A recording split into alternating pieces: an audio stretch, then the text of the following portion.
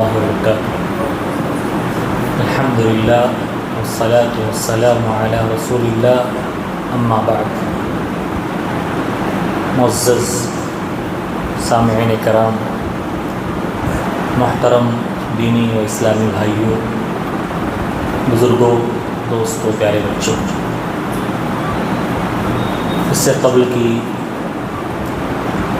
آج کے درس اور گفتگو شروع کروں، ایک بات بیان کرنا مناسب سمجھتا ہوں۔ اکثر بھائیوں نے سوشل میڈیا کے تھرو کچھ ویڈیوز دیکھی ہوں گی جن میں ہمارے مکرانہ میں سود اور بیاج کا جو دھندا، لون کا جو دھندا ہو رہا ہے، اور اس میں اکثر ہماری بھولی بھالی مائیں اور بہنیں گرفتار ہیں، اور اکثر جمعہ کے خطبوں میں سود کے تعلق سے میں بیان بھی کرتا رہتا ہوں۔ سود اور بیاج کی بہت ساری ایسی شکلیں جو ہمارے سماج کے اندر رائج ہو چکی ہیں۔ سود کی وہ غیر محسوس قسمیں اور شکلیں جو ہمارے مسلمان بھائیوں کے یہاں پائی جاتی ہے اور لوگوں کو پتہ بھی نہیں ہے کہ وہ سود اور بیاج ہے۔ مثال کے طور پر BC، بولی کی BC، اکثر لوگ بیچارے کہتے ہیں شیخ صاحب کیا کریں، پھر معاملہ ہی ایسا ہے، الجھ ایسے گئے ہیں، اور بہت سارے لون پر، فائنینس پر جو چیزیں ہوتی ہیں۔ تو کہنے کا مطلب یہ ہے کہ کل کے خطبہ جمعہ میں سود کی مروجہ شکلیں جو ہمارے سماج اور معاشرے میں پائی جاتی ہیں وہ آپ کے سامنے بیان کی جائیں گی، تاکہ لوگوں کو پتہ تو چلے کہ بھائی ہم سود کھا رہے ہیں، بیاج کھا رہے ہیں، کھلا رہے ہیں، اور اللہ سے دشمنی مول لے رہے ہیں، اللہ کی ناراضگی مول رہے ہیں۔ تو کل کے خطبہ جمعہ کا موضوع اور ٹاپک سود کی غیر محسوس اور مروجہ شکلیں جو ہمارے سماج اور معاشرے میں پائی جاتی ہیں اس کے اوپر ہوگا۔ لہٰذا آپ تمام بھائیوں سے بڑے ہی مؤدبانہ طریقے سے گزارش کرتا ہوں، جو بھی کسی کا ملنے والا ہو اس کے بارے میں پتہ ہو کہ وہ جانے انجانے میں اس بہت ہی سنگین اور حرام گناہ میں مبتلا ہے، اور اس کو سمجھانے کی ضرورت ہے، اسے بتانے کی ضرورت ہے۔ پتہ نہیں ہے، کیونکہ اکثر لوگوں کو پتہ بھی نہیں ہوتا بیچارے۔ کچھ لوگ جاننا چاہتے ہیں اور گناہوں کو چھوڑنا چاہتے ہیں، لیکن بتانے والا ہی کوئی نہیں، سمجھانے والا ہی کوئی نہیں۔ بتانے کے بعد کچھ لوگ ڈر جاتے ہیں، اللہ سے توبہ بھی کر لیتے ہیں۔ تو آپ لوگوں سے بڑے ہی مؤدبانہ طور سے میں گزارش کرتا ہوں کہ اپنے ملنے والوں کو لے کر آئے۔ یہ بھی ایک دعوت کا طریقہ ہے، کسی ایک بھائی کی اصلاح ہمارے ذریعے سے ہو جائے، کوئی ایک بھائی سود اور بیاج سے توبہ کر لے اور سود اور بیاج کھانا چھوڑ دے، تو ہم بیان نہیں کر سکتے الفاظ میں کہ ہم نے کتنا نیکی کا کام کیا ہے، اور وہ کام کل قیامت کے دن ہماری نجات کا باعث بن جائے گا۔ معزز سامعین، ہمارا یہ ہفتہ واری درس جو ہر جمعرات کو عشاء کی نماز کے بعد اس مسجد میں ہوتا ہے، جس کا موضوع اور ٹاپک ہے وہ 10 صحابہ کرام جن کو اللہ کے نبی صلی اللہ علیہ وسلم نے اپنی زندگی میں ہی اپنی زبان مبارک سے اس بات کی خوشخبری سنائی کہ وہ جنت میں جانے والی ہیں، جنتی ہیں۔ تقریباً 7 صحابہ کرام کا ذکر ابھی تک ہو چکا ہے، اور ہم اب اس درس کے آخری پڑاؤ میں داخل ہو چکے ہیں۔ 3 صحابہ کرام کا ذکر اور باقی رہا ہے، اور ان کا ذکر ہوتے ہی یہ درس اور موضوع اور ٹاپک ختم ہو جائے گا۔ آج 8ویں صحابی جن کا نام ابو عبیدہ بن جراح رضی اللہ عنہ ہے، ان کے تعلق سے چند باتیں میں آپ کے سامنے بیان کروں گا۔ ابو عبیدہ ابن الجراح رضی اللہ عنہ، ان کا نام تو در حقیقت عامر بن عبداللہ تھا، نام عامر تھا، لیکن اپنی کنیت ابو عبیدہ سے وہ مشہور ہوئے۔ اب کنیت اکثر لوگ نہیں جانتے، کنیت کسے کہتے ہیں؟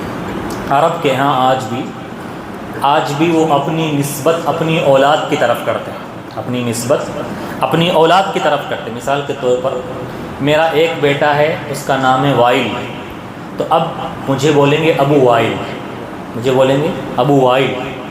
کسی کے بہت سارے بیٹے ہیں اور سب سے بڑا لڑکا ہے محمد، تو اس کو بولیں گے ابو محمد. کسی کے بیٹے کا نام ریحان ہے تو اس کو بولیں گے ابو ریحان.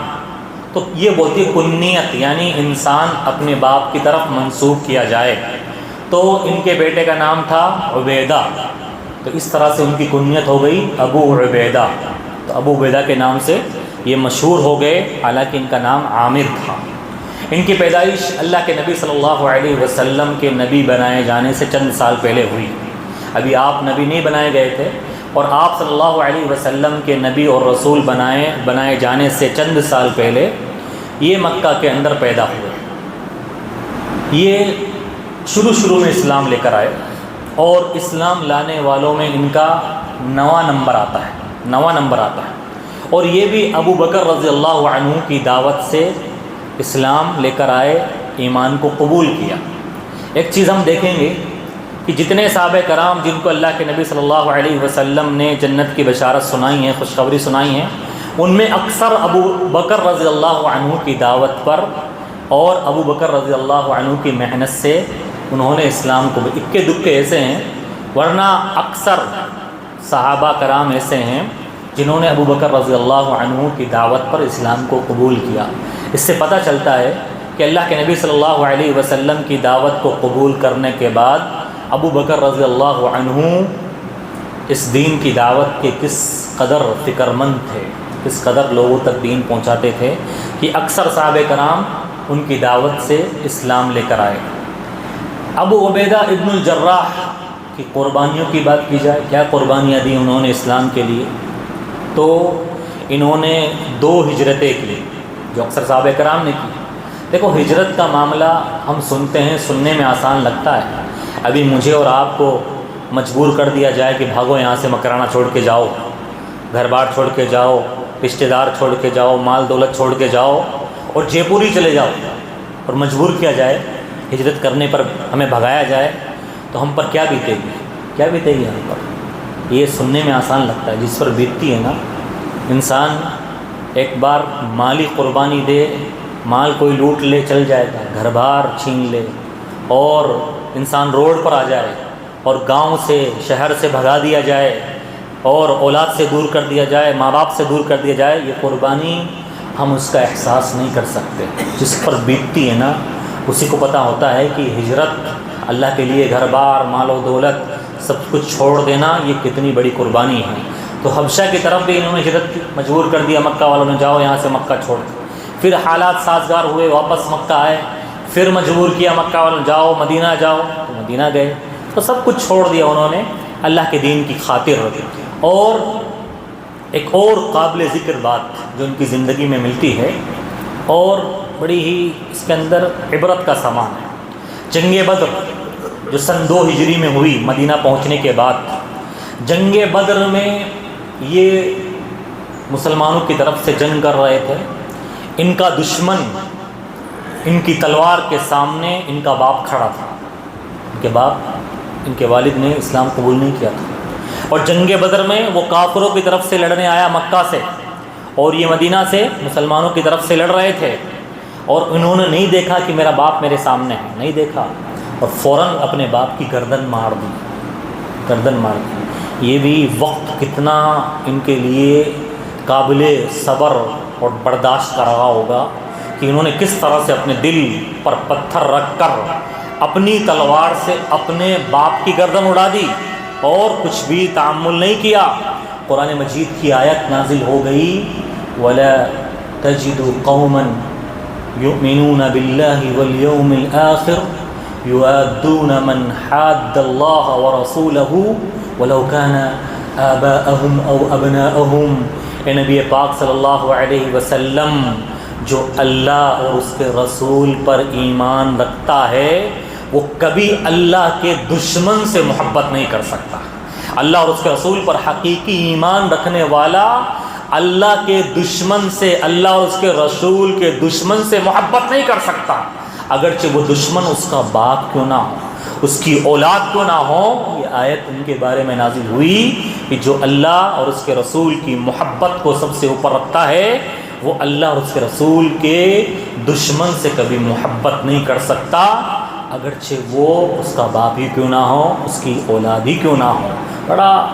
بڑا ہی خطرناک معاملہ اور حالات رہے ہوں گے، لیکن انہوں نے اسلام کے معاملے میں کوئی کمپرومائز نہیں کیا۔ میرا باپ اللہ اور اس کا رسول کا دشمن ہے، اسلام کو مٹانے کے لیے آیا ہے، اس کی گردن اڑانے میں کسی بھی تعامل کو نہیں دیکھا اور نہ ہی پیچھے ہٹے، بلکہ اپنے ماں باپ کی ہی گردن اڑا دی۔ اسی طرح سے ایک اور قابل ذکر بات جو ان کی زندگی میں ملتی ہے، جنگ احد کے موقع پر جب تمام کافروں نے گھیر لیا اللہ کے نبی صلی اللہ علیہ وسلم کو، گھیر لیا کہ اب اللہ کے نبی کا کام تمام کرنا ہے، اللہ کے رسول کو اب اس دنیا سے برخاست کر دینا ہے، یہ اللہ کے نبی صلی اللہ علیہ وسلم کے آگے آ کے کھڑے ہو گئے، یہاں تک کہ ایک زرہ، ایک سونے کا لوہے کا لباس جو اللہ کے رسول صلی اللہ علیہ وسلم نے پہنا ہوا تھا، اس لوہے کے لباس کی ایک کڑا اللہ کے رسول کی پیشانی میں گھس گیا۔ ابو عبیدہ ابن الجراح نے اپنے دانتوں سے پکڑ کر اس کڑے کو نکال دیا، اور اس کی وجہ سے ان کے سامنے کے دونوں دانت ٹوٹ گئے۔ دیکھو، سامنے کے دونوں دانت کسی کے ٹوٹ جائے تو دکھنے میں شکل تھوڑی بھدی ہو جاتی ہے، خوبصورتی ختم ہو جاتی ہے، لیکن ان کے ساتھ معاملہ کیا ہوا، ان کے اگرچہ سامنے کے دونوں دانت ٹوٹ گئے، اللہ کے رسول کی پیشانی پر جو کڑا چبھا تھا اس کو نکالنے کی وجہ سے، لیکن اللہ نے ان کی خوبصورتی میں اور اضافہ کر دیا، یہ اور خوبصورت نظر آنے لگے۔ کسی کے سامنے کے دانت ٹوٹ جائے تو ہوتا کیا ہے کہ شکل بھدی لگنے لگتی ہے، انسان اپنا چہرہ چھپاتا ہے یا اپنے دانت ظاہر نہیں کرتا کہ یار لوگ مذاق بنائیں گے، لیکن اللہ رب العالمین نے ان کی خوبصورتی میں اضافہ کر دیا، یہ اور زیادہ خوبصورت ہو گئے۔ تو جنگ احد کے موقع پر اللہ کے رسول کا دفاع کیا انہوں نے، اللہ کے رسول کے محافظ بن گئے، اللہ کے رسول کو کفار کے تیروں سے بچانے والے بن گئے۔ اسی طرح سے ان کی ایک خصوصیت، اللہ کے نبی صلی اللہ علیہ وسلم نے ان کو لقب عطا کیا، لکل نبی لکل امت امین و امین هذه الامہ ابو عبیدہ ابن الجراح۔ ہر امت کا ایک امین اور محافظ ہوا کرتا تھا، ہر امت کے اندر ایک امین امانت دار ہوا کرتا تھا، محافظ شخص ہوا کرتا تھا، اور میری امت کا امین اور محافظ اور امانت دار ابو عبیدہ ابن الجراح رضی اللہ عنہ ہے۔ اللہ کے رسول نے کہا میری امت کا امانت دار اور امین ابو عبیدہ ہے۔ نجران کے عیسائی آئے اللہ کے رسول کے پاس اور کہا اللہ کے رسول، مسلمانوں نے نجران کے عیسائی ایمان لے کر نہیں آئے تھے، ان کو کہا تھا کہ اگر یہاں رہنا ہے تو ٹیکس دینا پڑے گا۔ نجران کے عیسائیوں نے کہا کہ اللہ کے رسول کسی امانت دار آدمی کو بھیج دو، اس کو ہم ٹیکس دے دیا کریں گے۔ اللہ کے رسول نے کہا یہ ابو عبیدہ، یہ میری امت کا سب سے امین آدمی ہے، یہ تمہارے ساتھ جائے گا، تمہارا ٹیکس وصول کر کے لائے گا۔ اور ان کی زندگی میں ایک واقعہ رونما ہوا کہ اللہ کے رسول صلی اللہ علیہ وسلم نے ان کو بھیجا 300 صحابہ کرام کے ساتھ کسی ملک بھیجا، وہاں دین کی دعوت دینے کے لیے، اور وہاں کے لوگ اگر ایمان نہیں لاتے ہیں تو ان سے لڑائی کرنے کے لیے۔ یہ گئے 300 صحابہ کے ساتھ اور بہت دور پہنچ گئے، کھانا پینے کا سامان ختم ہو گیا، کچھ نہیں بچا ان کے پاس، یہاں تک کہ جو سواریاں تھیں، اونٹ تھے، ان کو بھی ذبح کر لیا، ان کو ذبح کر کے کھانے کی نوبت آ گئی، اور قریب تھا کہ سب بھوکے مر جائے 300 صحابہ۔ لیکن اللہ رب العالمین نے ان کے کھانے کا بندوبست کیسے کیا، دیکھیے، سمندر کے کنارے پہنچے اور وہاں پر ایک بہت بڑی مچھلی 300 صحابہ کرام نے اس مچھلی کو کھایا، اور ایک دن نہیں کھایا، کئی دنوں تک کھایا، اور مچھلی اتنی بڑی تھی کہ صحابہ کرام خود بیان کرتے ہیں کہ اس کی ہڈی اتنی بڑی تھی، ہڈیاں ایسی تھی کہ ایک صحابی گھوڑے پر چڑھ کر اس ہڈی کے بیچ سے نکل جاتا تھا، اتنی بڑی مچھلی تھی۔ بعض روایت میں آتا ہے کہ وہ 30 ہاتھی کے برابر تھی، 30 ہاتھی۔ عنبر مچھلی ہوتی ہے، عنبر مچھلی۔ تو ان صحابہ کرام نے خوب کھایا، 300 صحابہ کئی دنوں تک کھایا، اور لے کر بھی آئے، وہاں سے لے کر بھی آئے اس مچھلی کو۔ تو اللہ رب العالمین نے غیبی طور پر ان کے لیے کھانے کا انتظام کیا ہے۔ اور اللہ کہتا ہے نا وَمَن يَتَّقِ اللَّهَ يَجْعَلْ لَهُ مَخْرَجًا، جو اللہ سے ڈرتا ہے اور اللہ کا خوف کھاتا ہے، اللہ پر حقیقی معنوں پر ایمان رکھتا ہے جیسا رکھنا چاہیے، تو اللہ اس کے لیے راستے کھول دیتا ہے۔ اللہ اس کے لیے ایسی جگہ سے روزی کا بندوبست کرتا ہے جتنا جہاں سے کہ اس کو گمان بھی نہیں ہوتا۔ اور ان کی اہمیت اور فضیلت اس بات سے پتہ چلتی ہے کہ جب اللہ کے نبی صلی اللہ علیہ وسلم اس دنیا سے چلے گئے، صحابہ کرام میں اختلاف ہوا کہ اب امت کی باغ ڈور کس کے ہاتھ میں دی جائے، کس کے ہاتھ میں دی جائے، کس کو خلیفہ بنایا جائے۔ تو ابو بکر رضی اللہ عنہ نے کہا ابو عبیدہ بن جراح کو خلیفہ بنا دیا جائے۔ حالانکہ ابو عبیدہ نے منع کر دیا کہ مجھے نہیں چاہیے۔ اے ابو بکر، آپ نے اللہ کے رسول کے زمانے میں نماز پڑھائی ہے، اللہ کے رسول نے آپ کے پیچھے آپ کی امامت میں نماز قائم کی، اے ابو بکر آپ خلافت کے زیادہ حقدار ہیں۔ عمر رضی اللہ عنہ کا جب خلافت آئی تو عمر رضی اللہ عنہ نے کہا ایک مرتبہ کل قیامت کے دن میں اللہ کے ہاں جاؤں گا اور اللہ مجھ سے پوچھے گا کہ عمر، میں نے تمہیں خلافت عطا کی تھی، تمہیں عہدہ اور منصب دیا تھا، امت کی باغ ڈور سنبھالی تھی، تمہارے حصے میں آئی تھی، کیا کیا تم نے، کس کو بلا کر آئے ہو؟ تو عمر نے کہا کہ میں اللہ کے سامنے یہ بول دوں گا کہ اللہ، میں اپنے بعد ابو عبیدہ کو، جس کو تیرے نبی نے اس امت کا امین کہا، اس کو میں امت کی باغ ڈور چھوڑ کے آیا ہوں، اور یہی کام میری نجات کے لیے کافی ہو جائے گا۔ لیکن ابو عبیدہ بن جراح عمر فاروق کی زندگی میں ہی انتقال کر گئے اور شہید ہو گئے، عمر فاروق کے بعد زندہ نہیں رہے۔ ان کی اہمیت کا اندازہ اس بات سے بھی چلتا ہے کہ عمر فاروق رضی اللہ عنہ نے ایک بار، بہت سارے صحابہ کرام جمع تھے ایک گھر کے اندر، عمر فاروق رضی اللہ عنہ نے صحابہ کرام سے پوچھا کہ بتاؤ تمہاری کیا خواہش ہے، کیا تمنا ہے، کیا آرزو ہے؟ ایک ایک آدمی اپنی خواہش بتائے، اپنی تمنا اور آرزو بتائے۔ کسی نے کہا کہ جس مکان میں ہم بیٹھے ہیں اس کے برابر میرے پاس سونا آ جائے تو میں اس سونے کو اللہ کے راستے میں خرچ کر دوں اور مسلمانوں کے لیے خرچ کر دوں، اسلام کی نشر و اشاعت کے لیے خرچ کر دوں۔ دوسرے نے کہا کہ اتنا ہی مجھے ہیرے جواہرات مل جائے تو میں اس کو دین کے لیے راہ میں لٹا دوں، مسلمانوں پر، غریبوں پر خرچ کر دوں۔ کسی نے کوئی تمنا ظاہر کی، کسی نے کوئی خواہش ظاہر کی، کسی نے کوئی آرزو ظاہر کی، ہر آدمی نے اپنی آرزو ظاہر کر دی۔ عمر رضی اللہ عنہ نے لاسٹ میں کہا اب میری آرزو سنو، میری تمنا سنو، میں چاہتا ہوں کہ جس گھر میں ہم جمع ہیں اس گھر جتنے، یعنی اس گھر پورا گھر بھر جائے، اتنے میرے پاس ابو عبیدہ ابن الجراح موجود ہوں تاکہ میں امت کی باغ ڈور ان کو سپرد کر کے چلے جاؤں اور اسلام دور دور تک پھیل جائے۔ دیکھیے عمر کی خواہش، دیکھیے کہ یہ گھر جو میں جس میں ہم بیٹھے ہوئے ہیں یہ گھر بھرا ہوا ہو ایسے لوگوں سے، یعنی ابو عبیدہ ابن الجراح جیسے لوگوں سے یہ گھر اور مکان بھرا ہو، اور میں ان کو چھوڑ کے چلا جاؤں اور پھر وہ دین کی خدمت کرے، اسلام کی خدمت کرے، اسلام کا بول بالا کرے۔ مطلب پتہ چلا کہ عمر فاروق رضی اللہ عنہ کی آرزو اور خواہش اور ان کے ہاں جو اہمیت تھی وہ کس بات کی تھی؟ دولت کی نہیں تھی، دولت کی نہیں تھی، مال کی نہیں تھی، ان کے ہاں اہمیت تھی باصلاحیت افراد کی، باصلاحیت افراد کی کہ وہ دین کو کتنا فائدہ پہنچا سکتے ہیں۔ اسی طرح سے ابو عبیدہ ابن الجراح کی اور خوبیوں کی بات کی جائے، بہت بڑے فیاض تھے، سخی تھے، اللہ کے راستے میں بڑے خرچ کرنے والے تھے۔ ایک مرتبہ عمر فاروق رضی اللہ عنہ نے اپنی خلافت میں 4000 درہم ان کے پاس بھجوائے، کسی کو دے کر کہ یہ ابو عبیدہ کے پاس پہنچا دو۔ وہ شام کے گورنر تھے اس وقت، 30,000 صحابہ کرام کی گورنری کرتے تھے، وہ شام میں تھے۔ تو 4000 درہم آئے، آتے ہی انہوں نے غریبوں میں بانٹ دی، غریبوں میں بانٹ دی۔ عمر نے واپس پوچھا اپنے قاصد سے، رسول سے جو 4000 لے کر گیا تھا، درہم لے کر گیا تھا، کہ ابو عبیدہ نے کیا کیا ان 4000 کا، کیا کیا انہوں نے؟ تو قاصد اور رسول نے کہا کہ اے عمر، ابو عبیدہ نے جیسے ہی میں نے دیے ویسے ہی اس کو تقسیم کر دیا، اپنے پاس کچھ نہیں رکھا، کچھ نہیں رکھا۔ اللہ کے راستے میں غریبوں کو، مسکینوں کو، بیواؤں کو اللہ کے لیے خرچ کر دیا، اپنے پاس کچھ بھی نہیں رکھا، کچھ بھی نہیں رکھا۔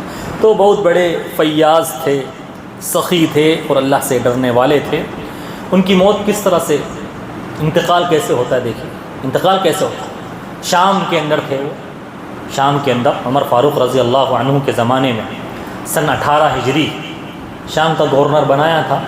تو شام کے اندر طاعون کی بیماری پھیل گئی، وبائی بیماری ہوتی ہے نا، جس میں پورے ملک میں وہ پوری جگہ بیماری، طاعون کی بیماری، ایک بیماری پھیلی تھی جس کو طاعون امواس بولتے ہیں۔ شام کے اندر یہ بیماری آ گئی تھی، بلکہ پورے عرب کے اندر آ گئی تھی۔ جسم میں پھوڑے نکلتے تھے، پھوڑے نکلتے تھے، اور پھوڑا بڑا ہو کے وہ سڑ جاتا تھا اور اس میں سے خون نکلتا تھا، پیپ نکلتا تھا، اور اس سے انسان کا انتقال ہو جاتا تھا۔ 25,000 صحابہ کرام کا انتقال ہوا تھا اس طاعون امواس میں 25 صحابہ کرام کا انتقال ہوا تھا۔ جب پہلے ان کے ایک انگلی پر پھوڑا ہوا تو لوگوں نے کہا کہ شام چھوڑ کے چلے جاؤ، کہیں اور چلے جاؤ۔ کہا نہیں، میں چھوڑ کے نہیں جاؤں گا۔ وبائی بیماری میں اللہ کے رسول صلی اللہ علیہ وسلم کی تعلیم یہ ہے، یا اسلام کی تعلیم یہ ہے، جہاں جس ملک میں، جس شہر میں طاعون کی بیماری پھیل جائے، اس شہر والے اپنا شہر چھوڑ کر کہیں اور نہ جائیں۔ جس شہر میں طاعون کی بیماری پھیلی، آپ وہاں سے نکل کر کہیں اور جائیں گے تو اس کے جراثیم آپ کے ساتھ جائیں گے، اس ملک والے بھی، اس شہر والے بھی جس کی طرف آپ جا رہے ہیں وہ بھی متاثر ہوں گے۔ تو اسلام کی تعلیم ہے کہ جس ملک میں، جس شہر میں، جس علاقے میں وبائی بیماری پھیل جائے تو ان کو موت کے ڈر سے وہاں سے بھاگنا نہیں چاہیے۔ اور اس طرح کی بیماری سے مرنے والا وہ شہید ہے۔ شہید وہی نہیں ہے جو جنگ میں قتال کرتے ہوئے، لڑائی کرتے ہوئے مر جائے تو وہ شہید ہے، نہیں۔ اگر کوئی عورت حمل میں اس کا انتقال ہو جائے وہ بھی شہید ہے، ڈیلیوری میں کسی کا انتقال ہو جائے وہ عورت بھی شہید ہے، کوئی پیٹ کی بیماری سے مر جائے وہ بھی شہید ہے، کسی کا ایکسیڈنٹ ہو جائے وہ بھی شہید ہے، کوئی کسی اور دیوار سے گر کے مر جائے یا زمین کے نیچے دھس کے مر جائے وہ بھی شہید ہے، مسلمان وہ بھی شہید ہے۔ تو طاعون کی بیماری سے مرنے والا بھی شہید ہے۔ تو شہادت کی موت انہوں نے پائی سن 18 ہجری کے اندر۔ عمر فاروق رضی اللہ عنہ کے دور میں 58 سال کی عمر تھی، اور کوئی بھی اولاد ان کی باقی نہیں رہی تھی، سب ان کی زندگی میں انتقال کر گئے تھے۔ معاذ بن جبل رضی اللہ عنہ نے ان کی نماز جنازہ پڑھائی تھی۔ تو یہ تھے ابو عبیدہ ابن الجراح، جو بڑے ہی صلاحیت مند تھے، اللہ نے بہت ساری خوبیوں اور کمالات سے نوازا تھا، اور امین تھے، ہر آدمی ان پر بھروسہ کرتا تھا، اور ہر دل عزیز تھے، ہر آدمی ان سے محبت کرنے والا تھا۔ اللہ تعالیٰ سے دعا ہے کہ اللہ تعالیٰ ہمیں ان صحابہ کرام کی نقش قدم پر چلنے والا بنائیں، اللہ تعالیٰ ہمیں ان کو اپنا آئیڈیل اور اسوہ بنانے والا بنائیں، ہماری نوجوان نسل کو ان کو پڑھنے والا بنائیں، ان کی زندگی کو سننے والا بنائیں، اور ان کے مطابق اپنی عملی زندگی گزارنے والا بنائیں۔ آمین۔ اقول قولی ھذا استغفر اللہ لی ولکم السلام۔